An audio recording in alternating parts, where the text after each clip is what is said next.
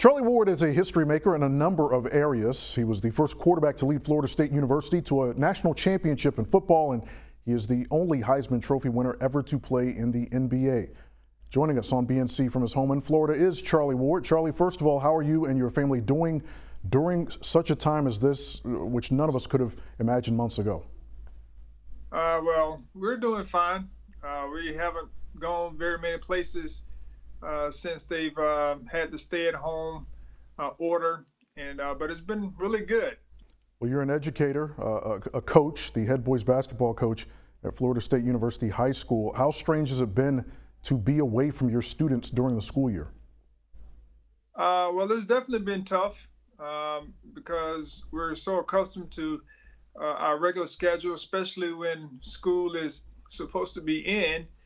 And so it's been tough not seeing them every day, but we do have a system set up to where we get an opportunity to FaceTime or Google Hangout or Zoom, have Zoom meetings as a group. And so we've managed to get face-to-face time, and they're also doing some workouts. We're provided some workouts for them. Charlie, I've often wondered about your thoughts when it's NFL draft time because of really how unfair your situation was 26 years ago.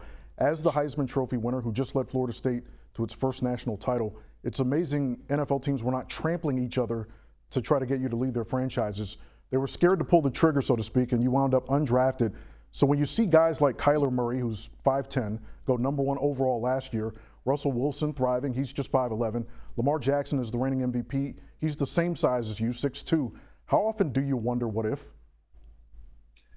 Well, not so much what if. I'm just happy for those guys because times have changed, and now they're getting opportunities to be the first pick in the NFL draft, which was not happening during my time.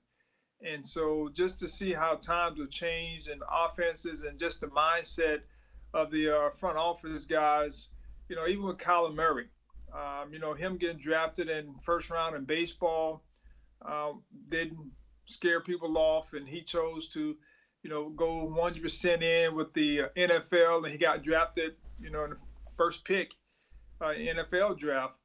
And so, that's unheard of, but that's just how far our society has come. The NFL, NBA, they're on a different level as well when it comes to drafting, certain guys.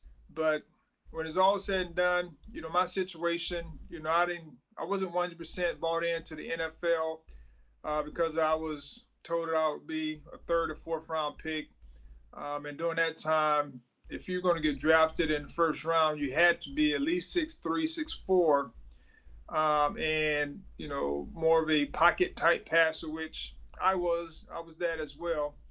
But it just wasn't meant for God. God didn't allow that to happen. He chose a different path for me, and I'm grateful for the time that I had in playing in NBA. You mentioned Kyler Murray a moment ago. Like you, a fellow Heisman Trophy winner, have you all ever had any conversations about the whole two-sport situation and the decision that one has to make? Obviously, with football and basketball, Kyler, as you said, with football and baseball.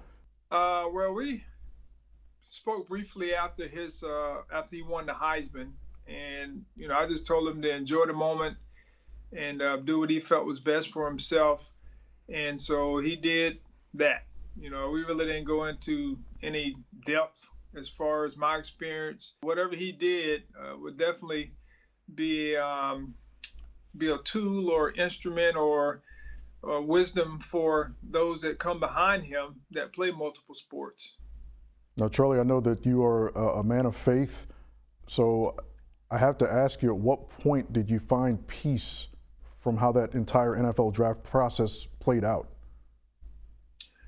Well, believe it or not, it was, I wasn't expecting to get drafted. And so, I made the comment that if I didn't get drafted in the first round, that I would consider my other options. That's like a death sentence to an athlete, because that's basically giving him the power that he's going to choose, he's going to have options.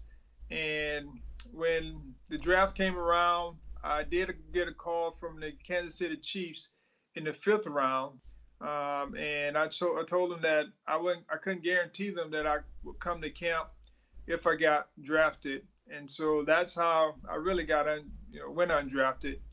But when it was all said and done, I was at peace. I was behind in basketball when it came to skill development. And so I really went and put in a lot of time to get prepared and ready for the NBA draft so that I could at least have an opportunity to get drafted. Was it difficult at all to make that decision when the Chiefs called? Because that would have been Joe Montana's final season. You would have been backing him up and learning from the guy many believe, up until Tom Brady came along, is the greatest quarterback of all time. Was that difficult for you? I wouldn't say it was difficult, but it was definitely intriguing because he was a hero of mine, very similar height, style of play. And so, it would have definitely been something that I would have enjoyed having an opportunity to learn from a guy like Joe Montana. And so, yes, it was something that it was,